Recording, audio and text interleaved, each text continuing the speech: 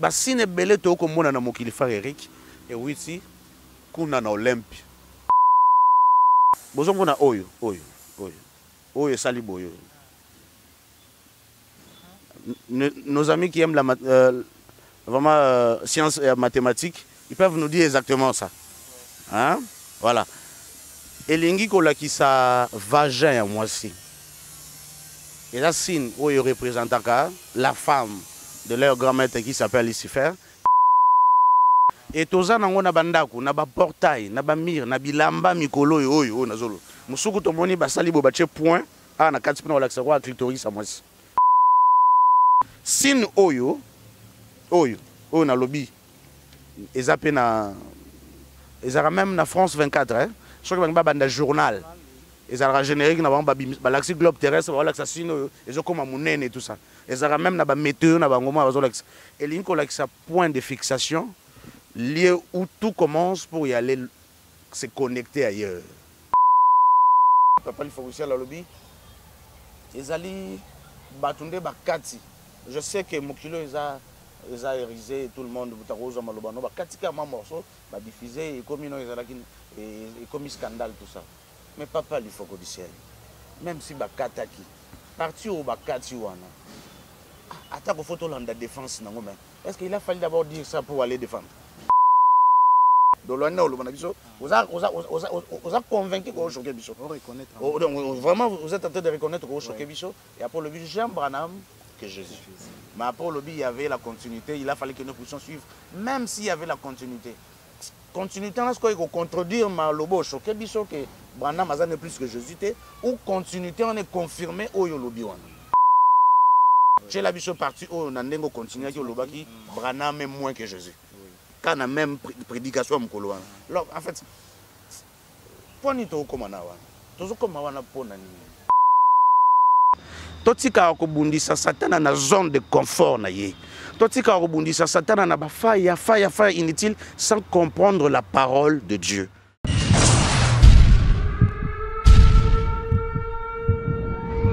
Mbote na ba abonné nyonso ya La Trompette TV. Na pesi bino mbote lisusu na kombo na Yesu Masia nzambe oyo a permettre biso pe apesi biso pe matoyi bakokuta nsu na mokolo ya lelo na sili koyambela bino papa Caleb tozo continuer toujours na papa Caleb. Alors papa Caleb na pesi yo bonjour. Bonjour mbote na papa Eric mbote na balandi nyonso oyo ba mesani kolanda émission na biso na pesi pe mbote pe merci na équipe technique mobimba. Il y a émission Oyo et mbote pe pourquoi pas na papa Denis na libota na mobimba ba oyo bazali pe ko tika bichote pour que cette émission et bana qu'on la réaliser et je dis merci, un grand merci avec tout mon cœur, avec tout mon âme et avec toutes mes pensées. Je dis merci à notre Seigneur Jésus-Christ. Yé wa yebi na kobate la bicho. Papa Eric Ozalaki il y a quelques semaines, il y a une semaine ou il y a peine une semaine ou il y a quelques jours, mais ce Dieu-là nous a fait grâce. Nabi ke belende to lamuki na tongo na lelo belé ba lamuki na biso te papa Eric. Na biso to zingolu ya ko lamuka. To pesi merci. Nazong ici vraiment merci pour lui. Na nyo so sali pour na biso et yo pe muto landa biso merci le loba na merci. Na ndenga sali ke to kutani lisusu pour que to bana ko partager ensemble ces beaux moments. Je remercie notre Seigneur Jésus-Christ, le créateur de toutes choses. Oyo aza illimité. Merci aussi na papa Eric. Et merci na bino nyonso boza ko komela biso nyonso boza ko ça la critique na bino positif ou négatif, c'est ce que nous aimons, cela nous permet d'avancer. Et merci aussi na papa Lionel s'il faut n'appeler ça un mot directement et erré mariage à lui. Merci na maître Power Frank, erré mariage aussi à lui. Pourquoi pas na maître Roi Kong, na maître Magali Kumba na Lubumbashi et na Junior Bakula. Tout na pesi bino son bote ngolwanza. Merci papa Caleb kaka eloko uti koloba. La critique na bino ezosala ke to ba ko avancer pe ezo ba ko sala ke to ba ko croître ko kola. Merci beaucoup. Toza wana po na bino, boza wana po na biso et tozo senga na bino bo s'abonner massivement na chaîne La Trompette TV pe bo partager ba lien. Bo partager ba lien na bandeko oyo bazui ngolu te pe bazui na tante ya ko ba ko landa émission ya boye. En tout cas, merci beaucoup, Papa Caleb. Nako zonga muke pa inayo, pour nako ça un grand merci de l'opportunité de disposer de temps pour participer à l'émission. Alors, Bandeko, les autres signe. Et après d'avoir aussi le signe, de te voir kokota sur na ba mituna na bino na ba commentaire na ndenge bozali ko commenter mikolo nyonso. Kasi actualité eza penza lolenge na biso te. Mais le monde va mal. Ça fait très mal, ça nous touche, ça nous dérange. Ça nous dérange, j'insiste, ça nous dérange. Alors na ki koloba boye. Et ça, la situation qui s'est passée dans le cannabis. Ils ont ampleur. Nous ne sommes pas là pour le buzz. Mais ils ont ça la passe. PPDD, je vous dis, ils ont ça la passe. Ils ont dérangé vraiment mité ma bassin l'anzambe. Ils ont dérangé mité ma ba l'anzambe. On n'est pas là pour l'actualité. Mais quand si toko lukam qui Papa Caleb a fait comprendre biso selon compréhension naï. Papa Caleb. L'olenge pasteur Lifoko Dissel, déclaration naïe, qu'est-ce que tu en dis? D'abord, avant de répondre, je vais téléspectateurs nous sommes mécènes Kolanda Bicho, Kolanda Bicho pour la toute première fois. Je dis que Batomusoso Basala Bicho critique pour Tomata. Batomusoso Balukaka. Moi ici comme Moka pour ça la critique. Notre frère Eric, notre bien-aimé, a dit que ces derniers temps, il y a même à la Moukiga na Tongo, à Komoleka na télévision, à Komofinga ne Batu, pour Batu Balanda. Et Bozolande il y a des millions d'abonnés. Vous tenez compte, il y a éthique, il y a de l'ontologie, le lengazo ça et la ngote. En tout cas, si on a bien, vous vous en foutez de ça. Vous ce qui vous préoccupe, et ça, lengazo finga. Et na ligne d'ailleurs avant na zongi la papa Eric na loba, bicho toza ba boti. En tout cas, bon, ça, tu as sabé si mon fils de déjà émission to salaka. Bon, on dirait bicho nanda to adapter le système moko et tout ça à peine à l'école et adapter le système maintenant il y a éducation il y a téléphone parce que ça devient un peu impossible que mutu. Aujourd'hui on a même on fait une sanité il y a maman mususu il y a maman yandego mususu azo bi komi filmer et là c'est même grave que le bain on a quartier tant aux écoles. C'est extrêmement grave. Maman na kuto yo kate mais bino na bino boye que le bain c'est extrêmement grave. Et je quand même que tout le monde bis yazo lobango na nzela surtout tu que balimbisanga ba chargeur ba lobango et choka batu maintenant tout comme un niveau qu'on commence à parler ça à la télé mais à travers des émissions comme ça toujours tika mais si on peut quand même déjà nous adapter pour éduquer nos enfants à bien utiliser cet outil et c'est important pour nous mais attention le lingeza on nga peut-être au land d'émission au yoka que Papa Eric a une introduction parce que c'est comme ça. Ah, le journaliste, non. Papa Eric a un journaliste, Papa Eric a un chroniqueur. Papa Eric a un apprentissage. Je sais que par la grâce de Dieu, par la main puissante de notre Seigneur Jésus-Christ, bientôt là, on va continuer en tout cas nous espérons. Parce que même dans le Baranabino,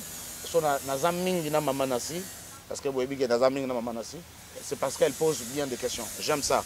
Ces derniers temps, je suis aussi avec Pasteur Ekouchou parce qu'il pose bien des questions. Et aussi avec Papa Eric. Boni Tozana écoute, partager. Je pense que par la grâce de Dieu, ça nous fera énormément de bien. En tout cas, je vous avertis pour que les Alana on lui bagoute. Supportez-nous. Alors pour nous répondre à la question, il y a Papa Nabicho Eric. Papa Eric n'a zappé mon coca tia batu bazo vivre dans la mort. Et parfois ça les autres ça l'a passé.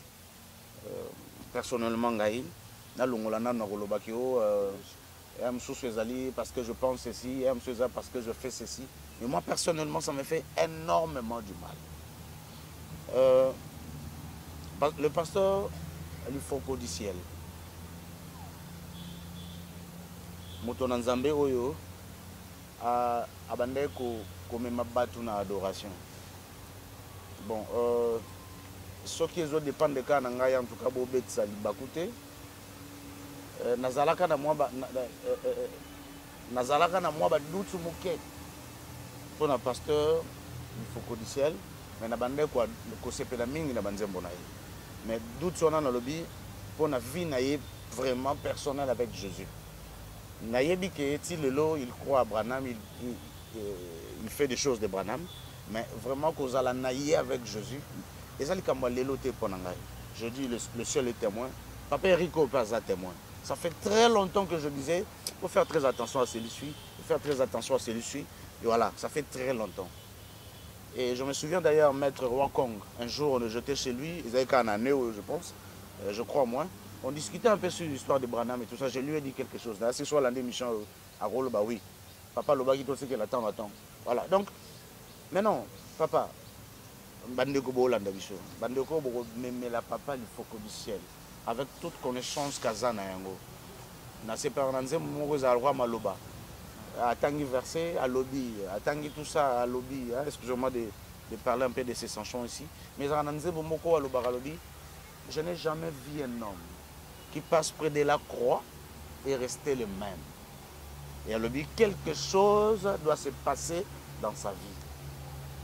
Alors j'espère qu'il y en a c'est ce qui s'est passé dans la vie de notre pasteur Lifocodicienne après avoir passé sur la croix. Je pense que c'est ça ce qui s'est passé à lui. Nayoki, papa lobby, papa Lifocodicienne la lobby, ils allaient batunde bakati. Je sais que Mokilo ils a érisé tout le monde butarozo malobano bakati ka morceau ba diffusé et comme et comme scandale tout ça.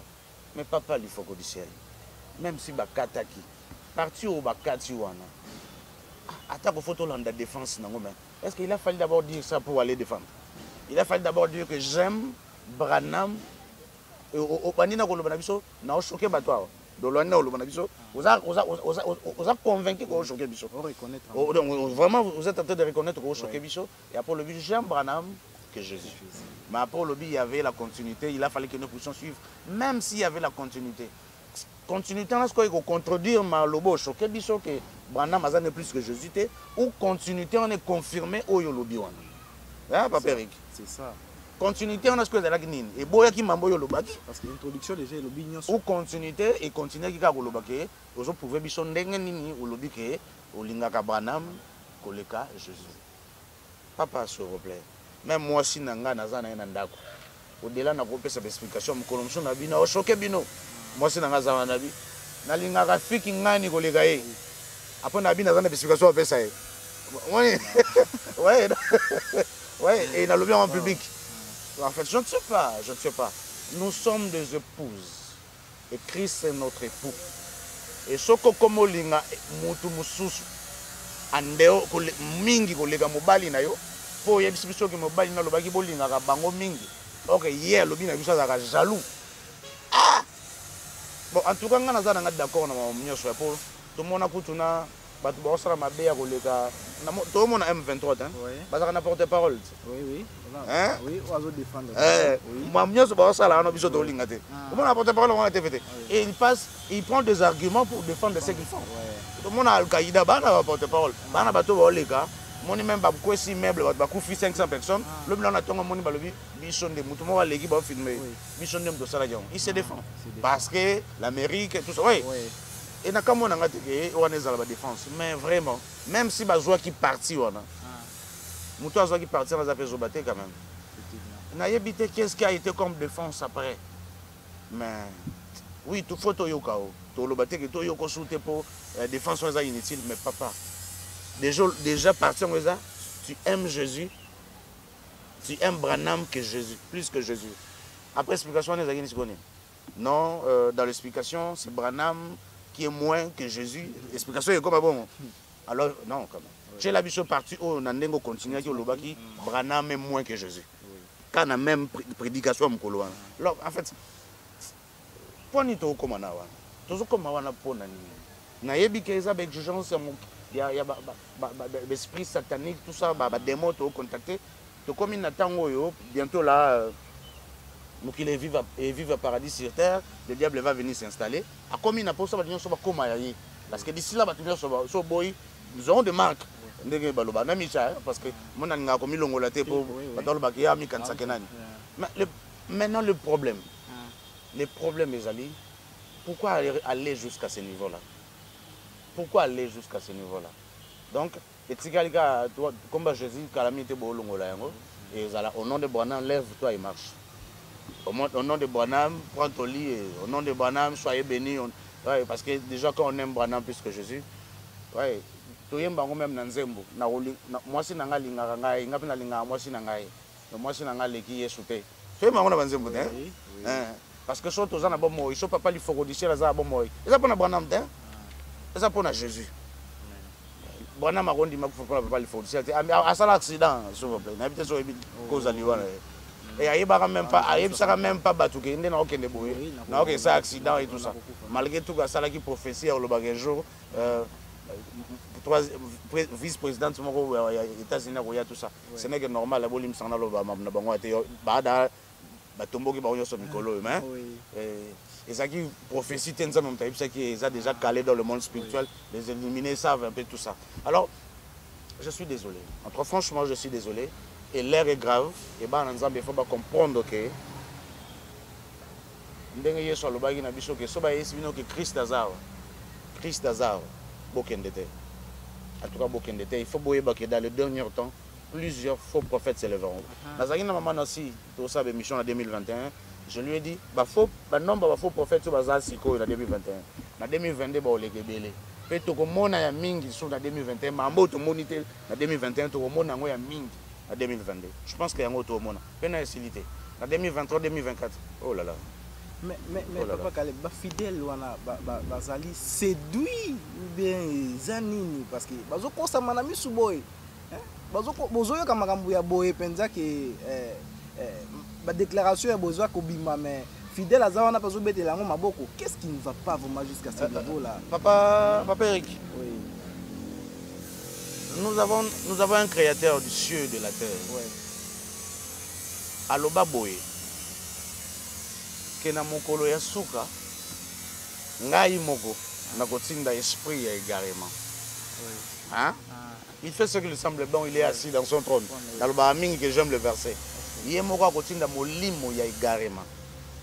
Et à l'objet de que celui qui se suit encore davantage. Que celui qui est saint le soit encore davantage. À Lucas se sanctifier encore davantage. Alors, le problème est aligné, papa. Tout comme il y a mon colo yasuka et que mon lit mon égarément comme une dimension extrême. Comme même le verset Dieu est en train de nous dire dans le livre de Matthieu que avant que le Fils puisse revenir, est-ce qu'il trouvera encore la foi sur la terre? Les temps auto vivre. Bien sûr que tant que des années, vous allez encore dur, mais ça vraiment temps auto vivre. Foi et comme la plupart des bateaux au monde dans l'église, et ça bateau balanda kamate ya ils ont sepeli ça bango. C'est ça que la Bible nous dit. La plupart des bateaux façonnés même les prédicateurs. Ben batailler prédicateur en d'accord satisfaire bango. Olimbi sanga bon nazana na lobana clé na lobaté na choqué. Na lobabo moté. La plupart des gens, c'est pas bon dans l'église catholique. Pas bon dans l'église ou communauté, la plupart des gens, c'est bon dans la ah bon? Même dans l'église des réveils, c'est bon dans la mais il y a déjà que passer l'église des réveils à un solo. Oui. À quel point on a pas que après souka il y a un voyage, beaucoup de voyage astral, autant bon on a donc ma cambouna est moyen déranger ma mounion sur l'église au moto au fire moyen déranger ma monaï ils ont arrangé au mode pasteur avance il faut appuyer pasteur on a pas battu yebi ka sambela ka battu yebi ka na retraite battu yebi ka na jeune la plupart des gens au monde alelo ils ont mon até ceux qui m'embellent na télévision tout le monde encourage même en fait même papa n'a eu à ça la maman ndengo na te mais mutu moko ayo au nom de Dieu alors ça la maman ndengo au mon até m'embellent ka mikolo. Si on attend à Jésus, je me pose la question. Si on attend à Jésus, la mission profane bazalaki. Mais je sais que bazalaki. Est-ce que Jésus, surtout mon attend verset où Jésus va venir à disciples, il parle d'eux. Il parle de tous ces profanes là, des gens là et tout ça. Et quand Jésus parlait des profanes, des hypocrites, de tous ces pharisiens là qui faisaient autre chose par rapport à la parole de Dieu, avant de s'adresser à Bangoun Dengeli. Est-ce que Bandeko Koumi ça jamais. Mais les lots on voit des hommes de Dieu. L'évangile a totalement été modernisé. L'évangile a été changé. Oui. Non, aucun moment cet évangile a changé, Bandos a changé le lot. Mais le lot, on voit avec tout le courage. Et il y a des gens qui encouragent. Vous savez moi ça qui me fait mal. Très mal. Naza pas ça de encourager. Naza vraiment n'a pas ça de encourager. Mais ce qui est bizarre, oui, yazalaka bien yaza hypocrite te aza hypocrite te mpo aza mwana nzambe to aza hypocrite te oyebisa bino ke ngana na mwana nzambe te oyo nazosala nalinga alakisa bino clairement ke na mwana nzambe te peu importe je dis que je suis un enfant de Dieu je ne suis pas hypocrite parce que faut boyeba ke na mwana nzambe te azoloba na bino bongo to hypocrisie ozo baza te ezoloba ke naza mwana nzambe aviva ndenge naza hypocrisie oyo azoloba baza te c'est de quel côté Eric nous sommes dans un monde tellement une génération plongée dans le noir et un moko na zaso na tali na bilona tanda réseaux sociaux na bina batu na bi toza na ignorance moko yanko moi maintenant mutaza na ignorance yanko donc il accepte ce qu'il a na ignorance mais faut to bossa ne côté frère Eric que le royaume des cieux appartient aux violents ceux qui te osent sur la légèreté boyée la fin viendra et c'est très bientôt. En tout cas merci, le royaume des cieux c'est pour les violents. Côté on a Papa Caleb Alobi, c'est très important. Peuple de Dieu, église, to bongo la mitema, to tika ba sentiment, to koti tiko na mozindo ya masolo na biso, pe to koti na kati vraiment ya masolo pe au profondeur ya oyo to yela ki na kati na oyo sika. Papa Caleb, to zongi sous ce pas na yo. Olobela ba signe pendant beaucoup de temps, olobela ka toujours ba signe, on faire comprendre na ba na nzambe ba signe. J'espère bien que les signes sont ébélés sur le but de classer en haut na mokili. Papa Caleb, les signes nini susu oyo ils ont échappé à Nzambe. Moi Nzambe c'est normal, mais en réalité c'est normal ti. Azo porter en nzoto, en réalité c'est normal ti. Les signes nini continuité les signes wana Papa Caleb. Tous en ont besoin parce que Nzambe bazo la mingi sur ça. Merci beaucoup Papa Eric. Oui. Merci infiniment. N'habitez ce groupe maintenant pour nous pour ça le bateke micro hein. Na simbele pena micro. Tetika ngamona sim. Ngala simbele lio micro. Merci. Voilà. OK. N'habitez to lobela mingi sur bassine. Et lelo question ezongi lisusu. Nani ko ebisa non bana Nzambe ba Holanda ngai boye. Soki Holanda Papa Caleb vous avez convaincu que Papa Caleb a bon s'adresser à nous pour le belo moko na sisuka na le belo mot très important. Zwanga lokola ta na lobani. Omoni nzembo moko ya papa wemba yemba elongi ya Jésus. Oui. Ayemba ba vérité pe ça ba chrétien kanda hein. Mamba lobani ça ba vérité hein. Aloba la plupart ba vérité. Mazana e pasteur te et na zarape na moi kondima à 100% na foi ou azalaka dango. En tout cas, voilà, ça dépend que de moi. Mouto loba we bandine nabi, ça dépend que de moi. Oh, ça dépend que de moi. Oui. Alors maintenant, je dis que la vérité, oh yabando bimsa nzembo na choka ba batebele. Alors, azalaki na o yazalaki, azali na papa wemba, azali na ba fioti na ye, mais il a dit quelque chose sur la vérité de Jésus, sur la vérité de ce qui se passe dans les églises. Et où le bac n'a pas consacré. Bah on peut tirer quelque chose et changer le lingue na bango zala. Omoni quelque sera yemba nzembo moya nzambe nzila vele la ta. Mamba yemba na soka za kester te nzembo nzambe ta. Donc na lingi zonga na ta bongo kasi. Azane mboye mais zonga na ta bongo parce que na ndenge to zongi na le son de la trompette na baki ke ba komaka ba témoignage. Oh ezala deuxième partie ya témoignage. Na zongeli témoignage c'est pour nan bana soko lo ba comment j'ai été converti. Mais na bandi ko beta témoignage nan do ba mamunyo son a détail maintenant. Nando ba makambo yo j'espère que voilà merci beaucoup. J'espère que bato ba landanga déjà. Ba comprendre to zalaki awa to kende awa. Hein? To longwe na moi comme la miliki to bando pusana.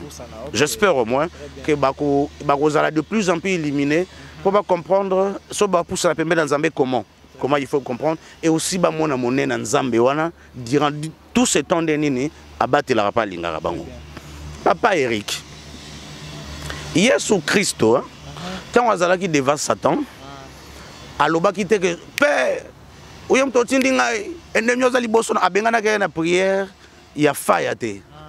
Et c'est nga qui délivrance c'était. Et c'est nga qui il est écrit, il est écrit. Il est dit, il est écrit. Il est commis, il est écrit.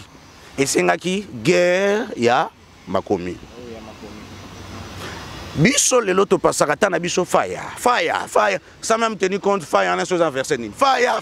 Ouais, nous passons notre temps à combattre le diable na zone de confort ya Satan. Moi, je chrétien lelo, to bundi saka sata na zone de confort na ye. Donc aux apena na terrain oyo ko bundana ete meyo bundana ye. Donc aux apena poids mobo peut-être poids léger, mo bundana poids lourd, oyo pe abunda 12 combats à pola. Ya papa Eric. Ta sata na bundi ba kombe belé à ko ici pe bataminer ne belé. C'est ça. Et la Bible nous dit dans l'Apocalypse, je pense que pasteur Willy en Belgique Hollande, je pense pas qu'on contredit. La Bible nous dit même que dans le dernier temps, la femme de l'Apocalypse, cette femme-là qui séduit la terre, la prostituée, Babi a même na sang innocent dans ma bouche. Donc la Bible reconnaît que Dieu permet que Moussaline ya solo, mais ça t'en appelle le coup la zone déranger ça n'a pas l'ongolier. Il y a bengi ba sang ba innocent. Donc il faut tous à la sage, sinon tu peux ça t'en temps où ils ont ngote.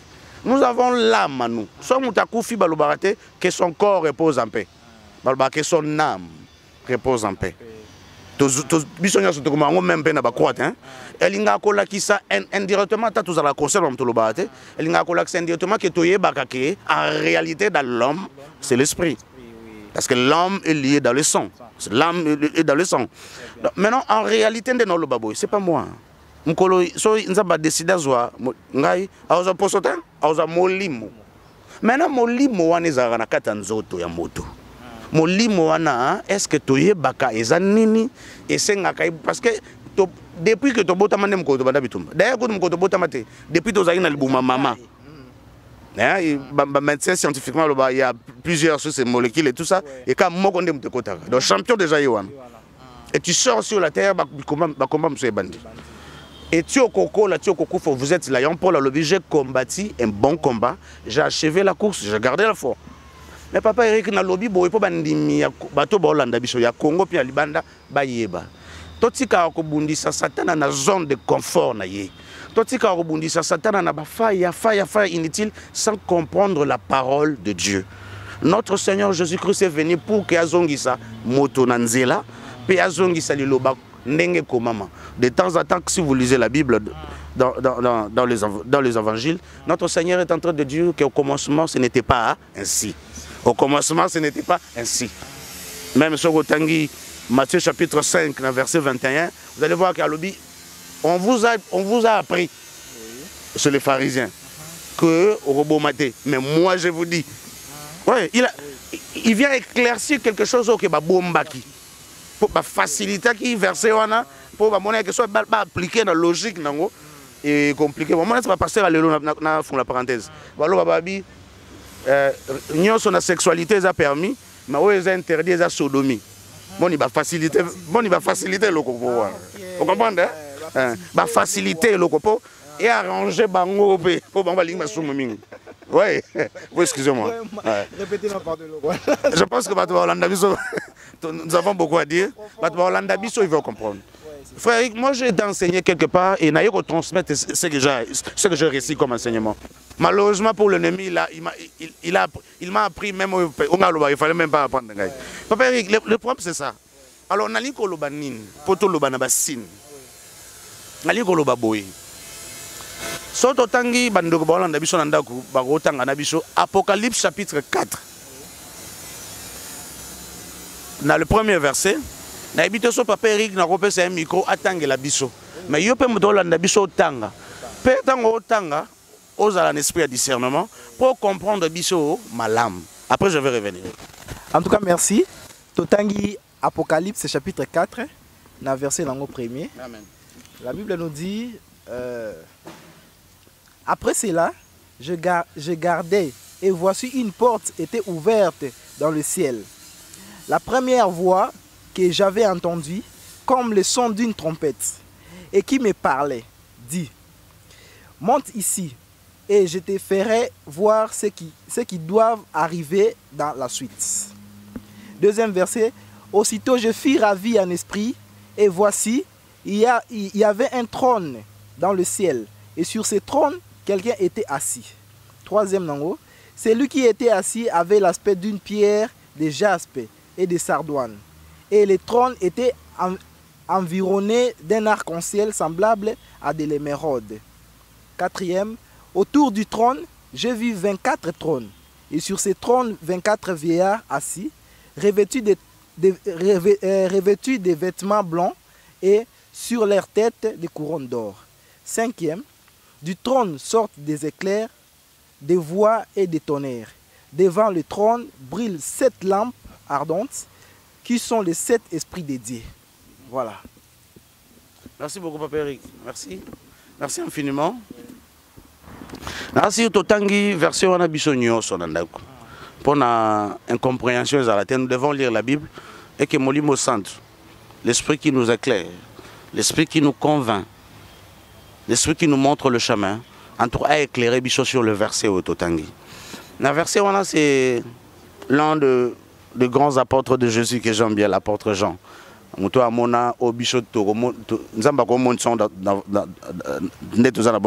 notre vivant. Mais pour moi, il y a tant de parce qu'il faut qu'après la mort et après le jugement dernier, en tout cas, nous allons vivre tout ce que lui il a vu là, des choses extraordinaires. Mais moi, ce que je vais tirer par là, c'est quoi? Balobi, ce qui se passe, Balobi monte ici et on va te faire voir. Et à Lobi, que Amoni trône, peut monter vandi likolo ya trône. Amoni le 24 veillards.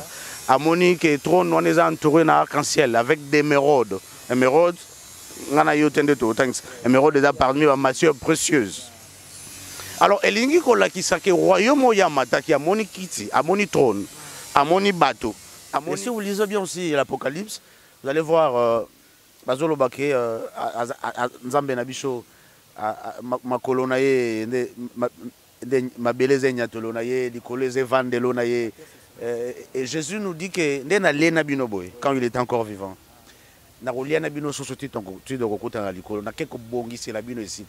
donc ça prouve à suffisance que spirituellement, et nous savons que nous avons un Dieu qui nous a créé, et nous savons ce Dieu là, nous sommes conscients, nous devons être d'accord qu'il y a des bâtiments s'il faut en construction là-bas.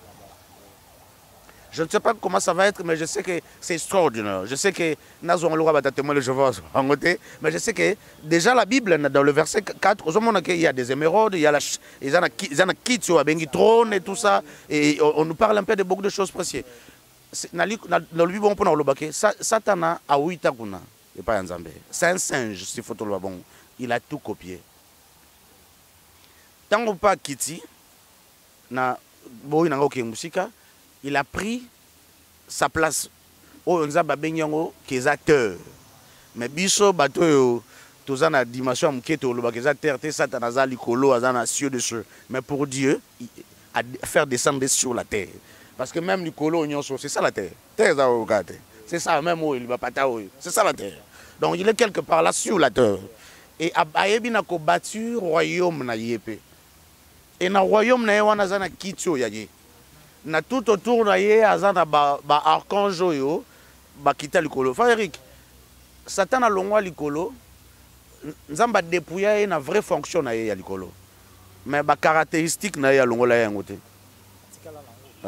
Et so longoli lion minu nde e comme c'est avant tambola wa canard. Ne tamboli na ye ozomona ke lion. Alors il reste ce qu'il est. Maintenant le premier ali comme Mabandé Kokosa depuis le colo, Atikala peut menteur sur le lot. D'ailleurs, il est le père des mensonges. Mais maintenant, royaume il y a bâti. Qui tu en as, ce qui est en il y a des émeraudes et tout ça. Il y a pesant à matière précieuse nango. Qui tu en as le lengue nango kozala. Même il y a la telina il y a le lengue nango kozala. C'est comme ça parce qu'il s'est dit Dieu. Et si ne belé to ko mona na mokili na bandi awa pour na lobela sur basine pour que les gens nous comprennent. Si ne belé to ko mona na mokili frère Eric et oui si kuna na Olympe tout ce qu'on peut dire de tous ces noms là na yoka ba nsuba témoignage ba le kao monde na ngola sa kombo en tout cas na boy ba kombo na nyoso tout. Alors même bande ko na biso to bota mana ba bota moko wa komindoki au Salarandeni, au Baya, aux Orangana, Boutou, place Bakendakuna, ils peuvent se retrouver que leur maître a si na trône moko et trône n'en est toujours même attendre ba film nigérien na boké total ba décorer temple net moko na Samaï au Monique Avandi na Kiti il y a un peu de Satan rouge il y a toujours ces choses c'est comme ça et c'est comme Satan Azali maintenant voilà Maintenant, ce que bateau yo bakendaka kuna ko contacter plusieurs anges baza sous-titré la Satana. Bazwaka bilembo bamonaka kuna. Lolenge bamonaka bango basabiyaka. Lolenge ba construction na bango na linko lobake esika Satana vanda na trône na wana. Kiti na wana na bateau vanda na trône na et ça la ronde lokola balimbisanga ya. Moni ndenge parlement à Union européenne ezalaka. Ezala exactement bongo. En tout cas bateau Hollanda balimbisanga. Ezala exactement ndenge wana. Maintenant, beaucoup de signes ezali, tout et sika yazali. Ils sont tellement lumineux, tellement kitoko que ce que mon yango comme au canton de na paradis. Il y aurait bela batwazara ba kekuna apa yo nzambe. Bali misanga na sekina kaka. On a uitaki paradis, na moni ale moloto, na lieu de tourmente, na moni tout ça. Ba msusu olalo ba lieu de tourmente na moni en enfer, ouais. Ba msusu nzambe o salo grâce à ko monisa yo. Voilà. Mais la plupart des cas, ils allaient au tolo bagate. D'ailleurs, si il y a kitoko, le gars, si il y a mon grand maître dans mon lycée Azali. Mais il y a encore des villes parce que il y a un monde Bazali. Mais il y a un monde d'Amérique Azali, il y a un peu Bazali.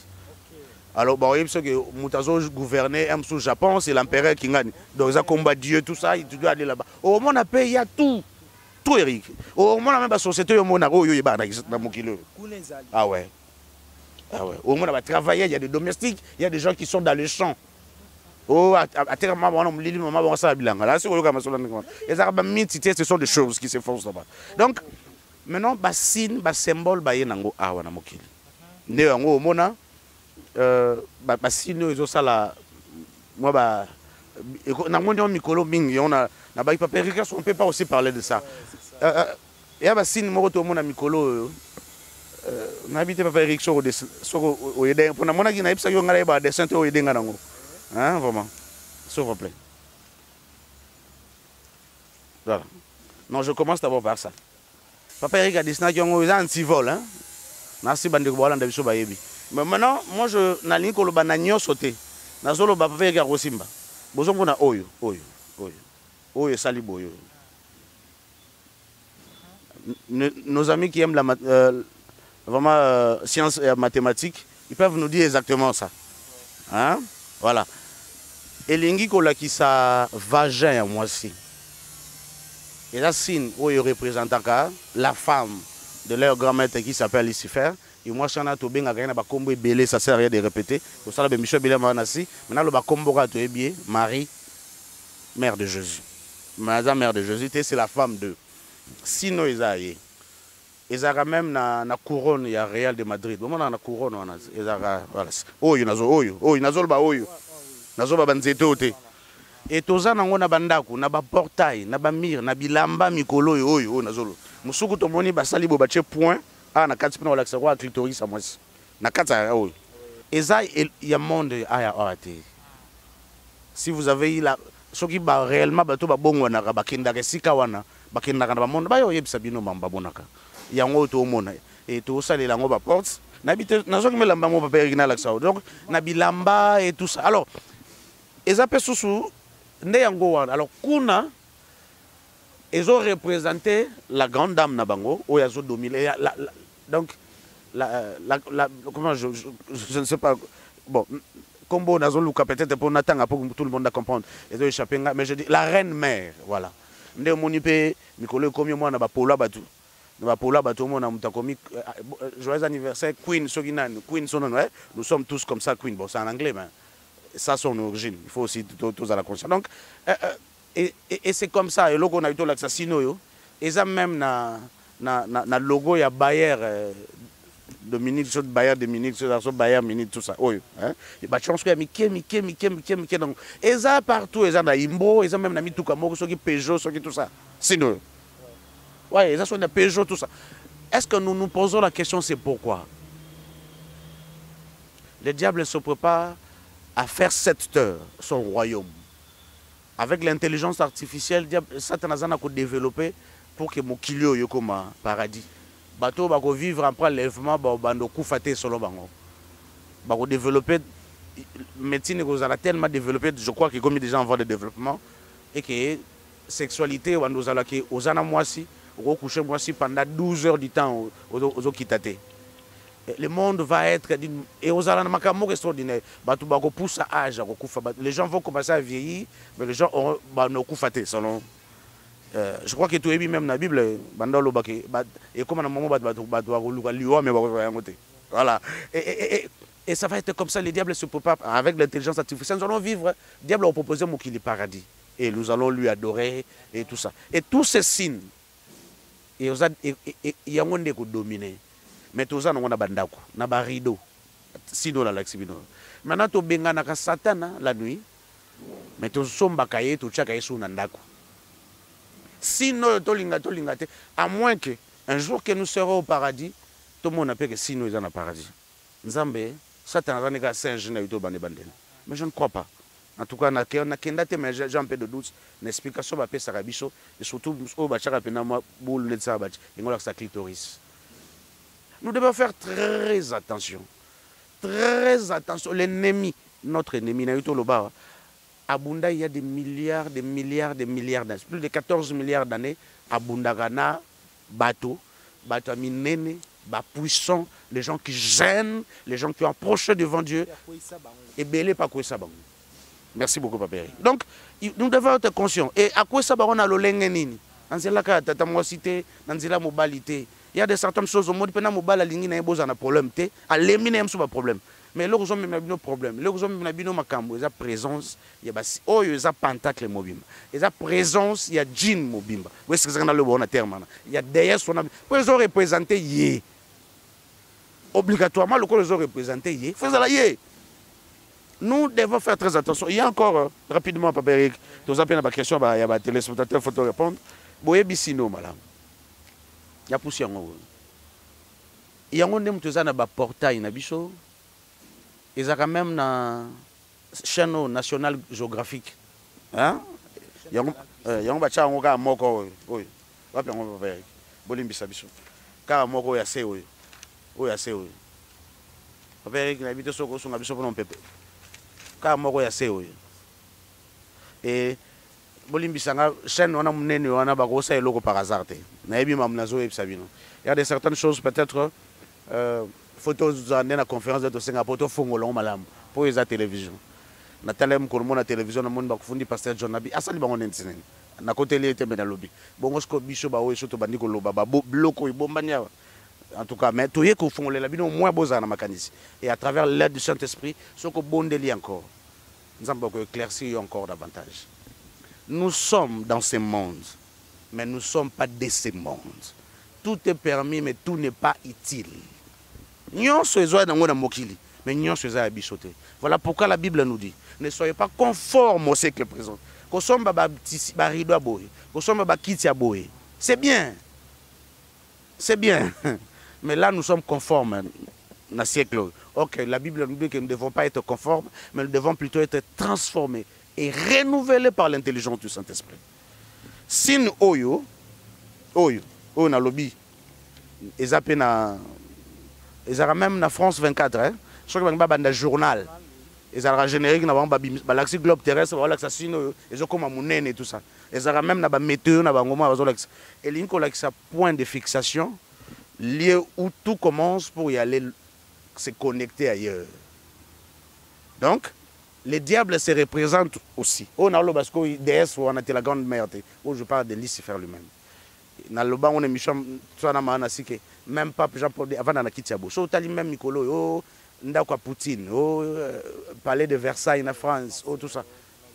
Bah décoré, il peut esthétique, même plafond décoré. Ah, et nous avons ça point de fixation. Nous avons ça que tout commence par là et ça va aller se connecter partout dans le monde.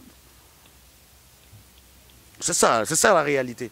Na boyko ke na blom susu na choqué comme na komo bangi sao ndetse ndeko msalo baki blom subo comme le moment ko bangi sabiso te na bangi shote na l'action monnaie na nzambo za nae parce que sali mikolo belé peut-être aux ani lamba ya boye ou même chose na rideau ya boye ils ont pour de fixation ils ont obligatoirement ça te faire baki yanga ya zesika boye ndetse na oyo mais sikoyo yo malgré tout ça ba mso ba chango église peut-être dans papa na biso caméra bazana caméra notre monteur a la bino partie image on a mon église mo bache panier ils ont forme boye décoration longo ya boye doré suko et on débauché la mabonza oh là là bon bakosala yango Dieu est bon.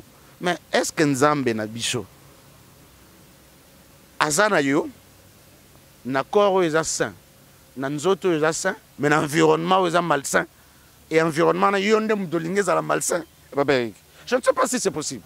Bolim Sangana confisqué Papa Eric micro. C'est totalement compliqué et tout le monde a ignorance, s'il vous plaît. Tout le monde a ignorance. Le lot mituna bana na biso pona nini boye. Makambu nanga pona nini boye.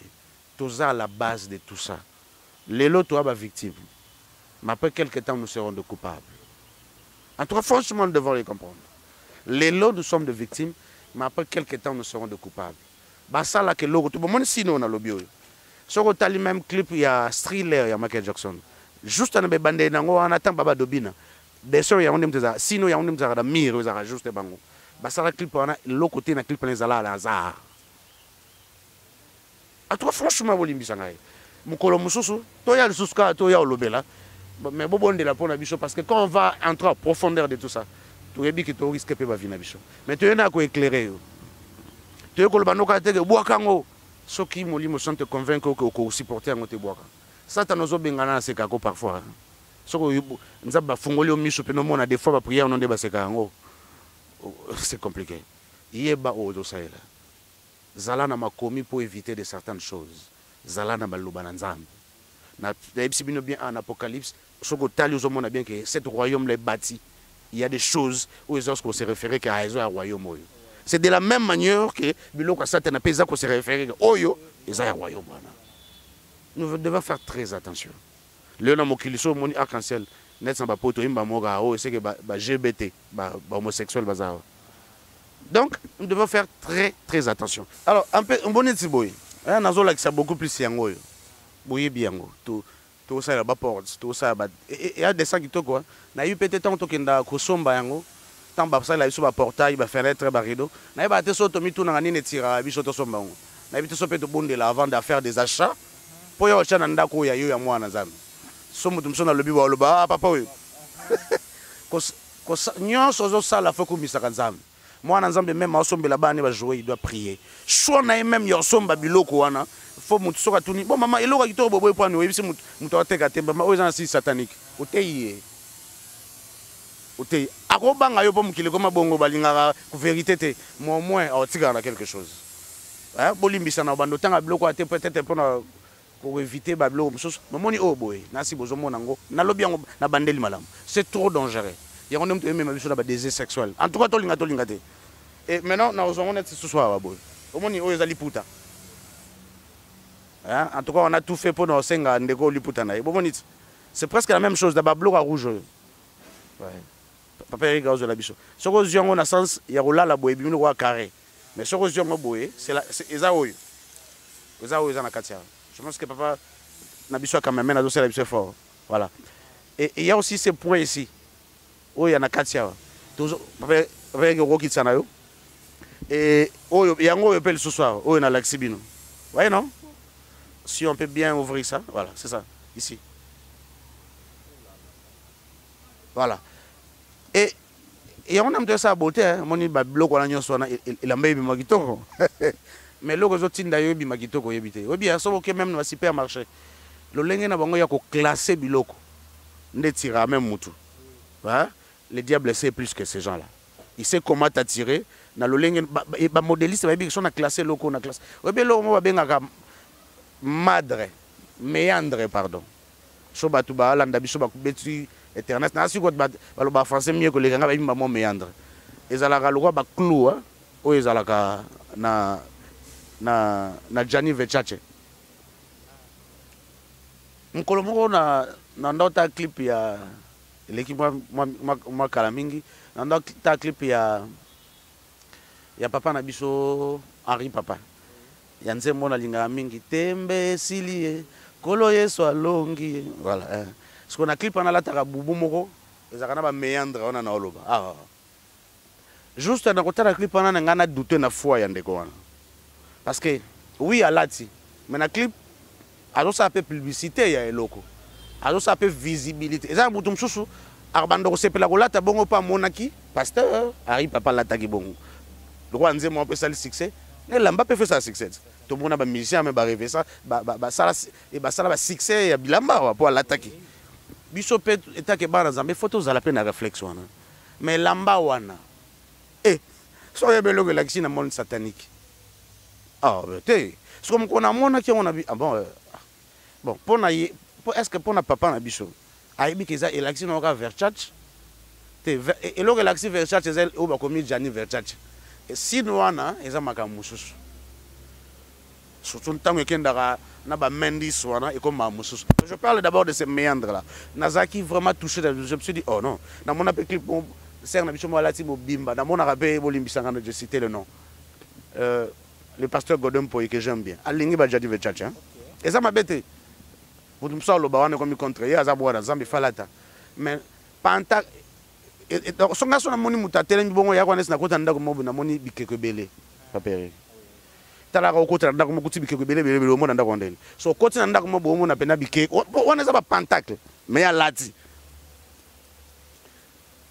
alati biloko ya homosexualité mazo benga na besko homosexualité en église et comme un problème hein comme un problème en tout cas ba dans un bolimbisa biso il faut qu'on en parle n'habite que boboaka mususu alata Gianni Versace Gianni Versace ezaka te olata ba sini na yona mususu bilamba simple bakoma Gianni Versace ezali et aussi tout na ke musika te s'il vous plaît ce qui réellement lingo mi batela na siècle oyo comme pour ezana comme so ba beto le poste oui monsieur il faut tous moi je suis un enfant de Dieu mais nyon soza na ngoya biso enfant de Dieu après un moment donné ça que te boso peut-être papa Caleb a yesiko yo ebisa yo s'il vous plaît pour l'amour de Dieu bana nanga ba tetsi bana nanga ba ngoyo kangate ezalaka ndenge nini caméra de surveillance eza partout ezaka nyaude ezaka noka witimboka ta ye ndako na bonne comme caméra de surveillance diable azana posa mambona te diable a luko de partout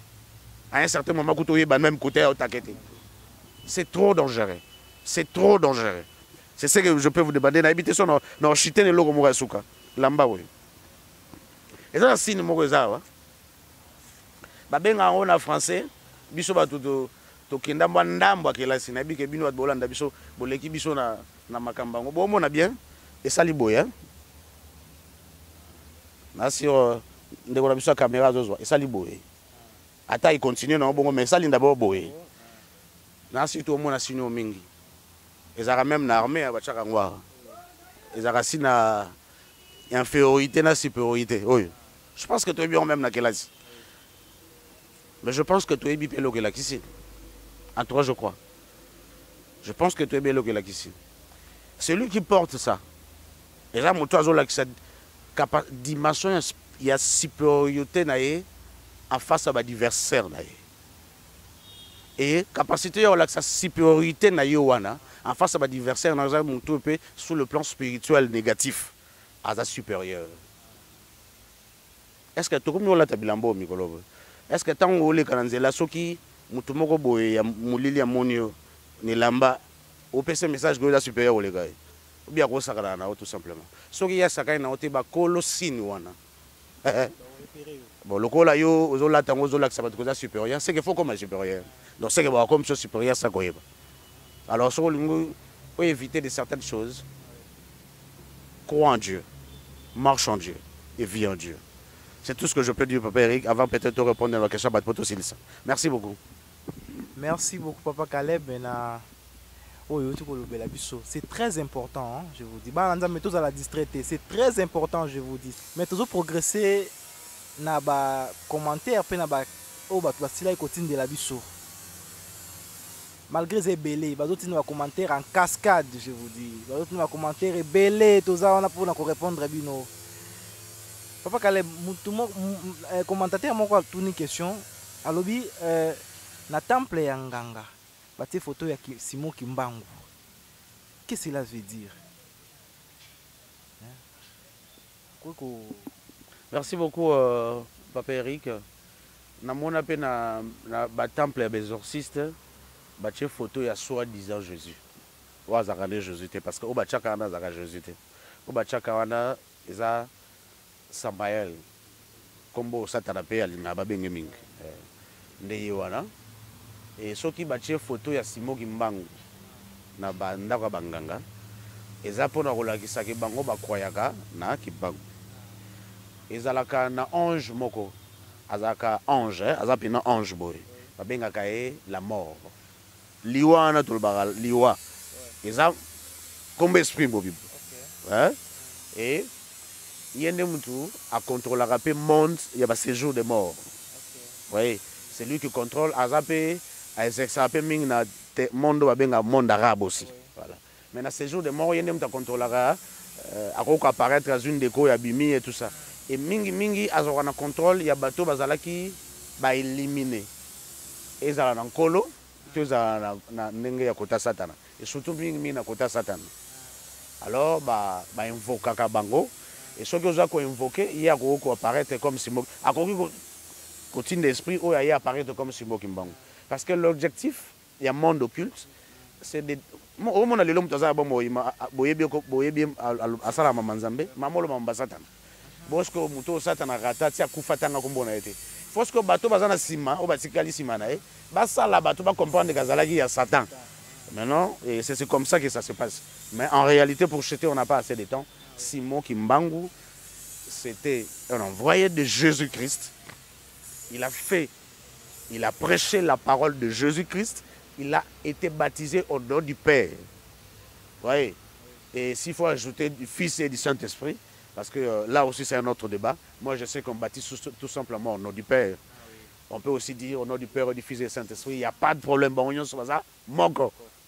Sur le on baptise au nom du Père et du Fils et du Saint-Esprit. Et comme il y a un côté, bazamutu, moko. On peut tout simplement dire, je vous baptise au nom du Père. Il n'y a pas de problème. Alors Simon Kimbangu a été baptisé. Azan Zambete, Atikala Kozala Zambete, pour Simon Kimbangu c'est un envoyé de Dieu.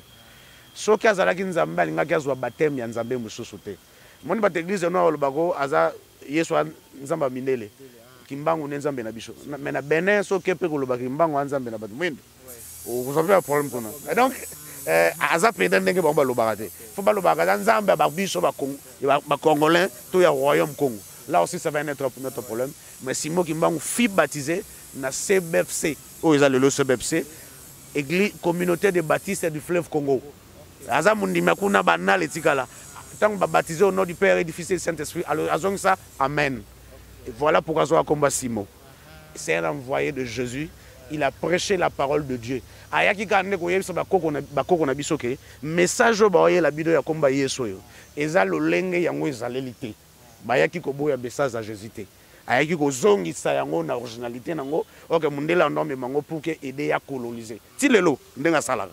Alors, il ne faut pas que même sur le terrain, il n'y a pas Eric. Je crois que c'est une solon c'est sur l'émission sur Yango, mais cela ne nous empêche pas. La répétition est la mère du savoir. Nous allons revenir un jour pour en parler à long et à large. Mais pour le moment, c'est tout ce que je peux vous dire. En tout cas, dans commentaire, vous faites que revenir sur Massina. Massina n'a pas le bel Massina n'a pas le bel bien sûr. Notre objectif est d'aller tuer si bien bota l'ennemi, bota la bombe na awa, bota la salaka boy, bota la zalaka boy. So lingi golonga efo Jésus. Mais ce que lingi peut aux alana Jésus on a, faut lire la parole. Na yuto loba ne bandeli. Jésus a résisté à une tentation parce que Satan a lobby bakomi, et comment maya zongisipe, il est écrit. J'aimerais que nous soyons ainsi. La vie de prière, lire la Bible. Et la sanctification. Nanzela wanande turobika. Nanzela wanande turomona bomoi. Naibika mkolongo on va tout nous dépouiller et nous serons lavés par le sang et nous serons blancs comme la neige. Mais tant que tozana sena moi, résistons, gardons la foi et gardons notre enseignement que nous avons reçu. Car plusieurs enseignements viendront. Et des enseignements de Jézali. Les enseignements sur Koyabo et Sabiso, qu'on invoque Bakoko, ils ont mabete, qu'on invoque Batoubakufa et Amabete. Tous ces enseignements-là, pasteur de Bagomotéan. Et nous l'avons même que mon prière ou soit ça qui n'angomba, il y a un montant de transfiguration pour lire na Moïsaya. Bisoto, mamna le papa Kangawa. Bisoto capable, pasteur va comme capable de enseigner Bisongo et ceux qui peuvent me dire Mayo Kakenanda quoi invoquer par Moïse Abimi. À mon niveau, Elie Abimi. Et comme bon, nous devons faire très attention à l'hérésie On a notre monité, Papa Eric. Il faut tous à la prêt, tous à la mise, tous garder foi. Papa Eric, oui bien, tu belé pour Nayazo Kansake. Le quoi, on a 50 000, 100 000, 1 million de dollars dans la banque. Son a Koufi Bana Batik à l'aise. La qui s'abana non Zambé. Pour dans 20 à 30 ans. Antichrist a Oyana Nouté. Hein? Mais déjà, on a persécuté les vrais chrétiens. Oh, on a compte dans la banque, ok, bon, tu es baissé quelque chose. Nous devons garder Jésus. Photo simbaye. Parce qu'il y a un moment où les chrétiens vont souffrir. Et tant que comme au gang, c'est par là qu'il va venir. Monde artificiel, que Dieu vous bénisse. Très bien. Je pense que tu as commis une émission à Bisso. Satana Mokosi. Satana Aza Mokosi. Juste, Papa Caleb, moi, petite salutation à peuple de Dieu au Balandi Bisso. Ouais. Nzamba Pambola, pas battre la Ibotanga Mobimba. Bobonde la paix pour la Bisso. Nzamba battre la maman parfaite. Molongani à Papa Eric. Nabi que bientôt mariage. Oh, sous déjà suite au salé. Na pesi mbote na maman Marie-Claire. Mbote na couple Grégoire na maman Dolphine. Mbote na couple Mokiba Mobimba na papa Paul. Et na ebike na bosse de moto te na pesi bon na baza moi mingi peut-être na maman Valentine. Na pesi mbote na maman Bibiche. Et en tout cas mbote na bandeko nyonso bazosunga biso pour que mission eleka vraiment malamu. Papa Dido Lokole et bateau nyonso vraiment zo hésité te ko aider biso pour que tout kuta na boy. Et c'est quand même ko chata mo lo na libomte Papa Eric. Pour na goya ouais c'est un transport. En tout cas merci pour na bino bo sunga biso. L'évangile est gratuit mais l'évangélisation demande quelque chose. Merci pour votre soutien, merci pour tout et na profiter ko lancer appel yo loba quelque chose na ndeko moko. Na bi que déjà à 4 mois il y a 4 ba le bi ya ba sunga biso.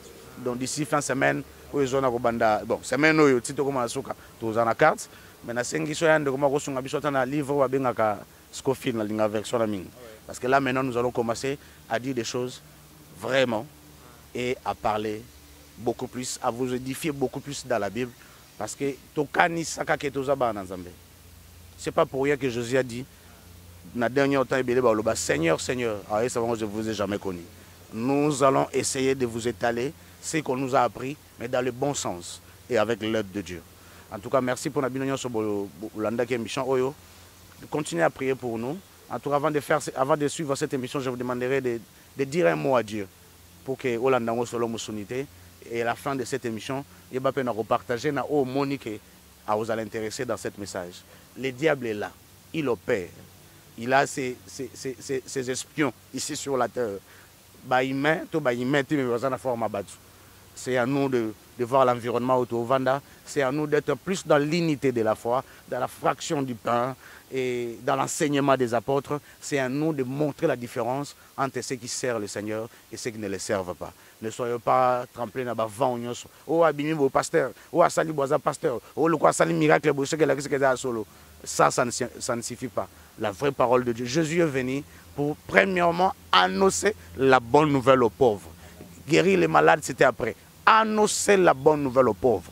Ponzamba baluka, azongela yo, atala kana yo, esengo yeba kombo na ya solo. Esengo benga ye na kombo na solo. Soki bâtiment telemisa ki Nzambe, pe baluka azongeli parce que abenga keka simplement Jésus. Il a d'abord dit fils de David. À partir on a dit Nzamba muto ayebinga. C'est tout ce que nous devons chercher. Cherchons la vérité, cherchons Dieu. Ba yela biso ba Yoshua marche tiende kombo na ye. Ba yeli biso Yoshua marche ya kombo na ye. Mais bah, là, il y a déjà un problème. Que mon Dieu vous bénisse.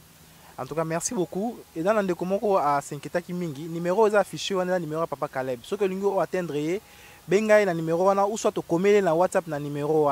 Vous abonnez massivement. Tout le temps, la prochaine émission. Ciao.